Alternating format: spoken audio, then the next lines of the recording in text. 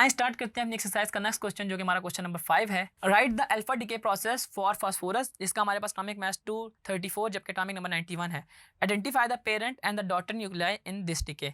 आपने इसमें पेरेंट और डॉटर न्यूक्लियाई बताना है और अल्फा डीके वाली एग्जांपल आपने बतानी है। सबसे पहले हम देख तो लें कि अल्फा डीके होता है क्या। आपको याद होगा अल्फा डीके में हमारे पास अल्फा पार्टिकल इमिट हो रहा होता है, यानी कि हमारे पास जो प्रोडक्ट में जो भी एलिमेंट आ रहा होता है उसमें एटॉमिक मास में 4 माइनस और हमारे पास एटॉमिक नंबर में 2 माइनस हो रहे होते हैं और साथ हमें हीलियम मिल रहा होता है जो कि हमारे पास अल्फा पार्टिकल होता है 4 और 2 में। ठीक है जी।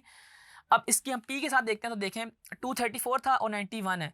हमने हीलियम निकाला यानी कि उसमें से अल्फा पार्टिकल, तो उसमें से 4 माइनस कर देंगे एटॉमिक मास में से और उसको माइनस कर देंगे तो हमारे पास ए सी प्रोडक्ट आएगी और साथ हमारे पास कुछ एनर्जी आ रही होगी।